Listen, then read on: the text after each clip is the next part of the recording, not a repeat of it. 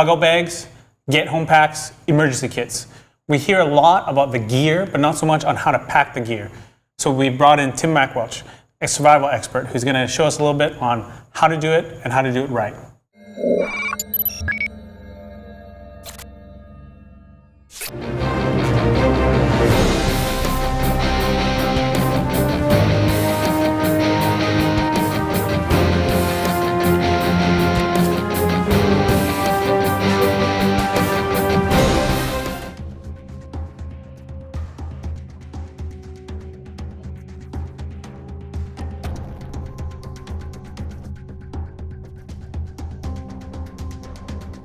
Tim, what's the most important aspect of packing your bug-out bag?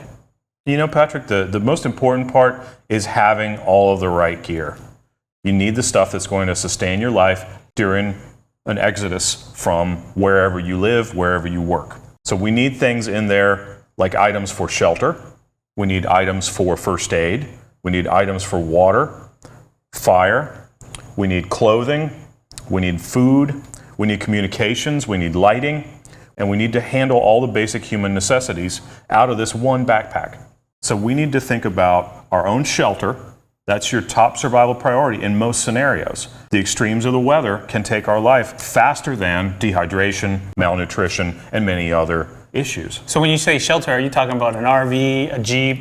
You know, hey, if you could fit an RV in there, take it. But realistically, we're not going to be able to take much more than a spare set of clothes, a tarp, a space blanket. You know, clothing is your first line of shelter from the elements. So you have to assume that the clothes you have on may not work. So we need at least one set of clothes that are going to be able to keep us safe, protect our skin, you know, be rugged and durable. So we've got clothes to keep us warm. You mentioned fire. Is that just a Bic lighter? Sure, bring a Bic lighter, but have some backups for it. Things like stormproof matches, spark rods, magnesium bars. These are going to be extra insurance that we can get a fire if we actually need it. Water is obviously essential for living. How should you carry that, if at all? You absolutely want to carry water. I'm a big fan of having ready to drink water in your kit. And this can be something like prepackaged pouches of water or just some water bottles you grabbed at the store. But you also need to be able to disinfect more water while you're out there. So we have disinfection tablets. You may also want to consider bringing a filter. Also having bottles to store it allows you to disinfect water and transport it to another site. I don't know about you, Tim, but I'm pretty sure if I had to bug out, the first thing on my mind is I'm damn hungry. Should we be packing food with us as we bug out? You bet. An assortment of no-cook foods are ideal to put in a bug-out bag. You want to select foods that have a long shelf life, things that don't require any heat or water to prepare, things that you could easily eat even while you're walking. Survival rations, granola bars, jerky, trail mix, any of these would be a fine choice for the bug-out bag. And if you want something a little bit nicer, if you have room, throw in an MRE with a heater involved. That's going to give you one morale-boosting hot meal in a crisis, plus a bunch of other snacks to eat at different times. How about tools? Having a Leatherman, a knife, a flashlight. You need these tools to mend things, repair things, build things, and do all the different tasks of survival. You mentioned mending, so the first thing that pops into my head is a first aid kit. First aid kit is critical. We have to assume in a crisis situation that we could be hurt, our loved ones could be hurt, maybe even strangers that we encounter could be hurt. So by having a first aid kit in your bug-out bag, you're taking care of yourself and you're taking care of others. Speaking of taking care and helping out others, communication is obviously key.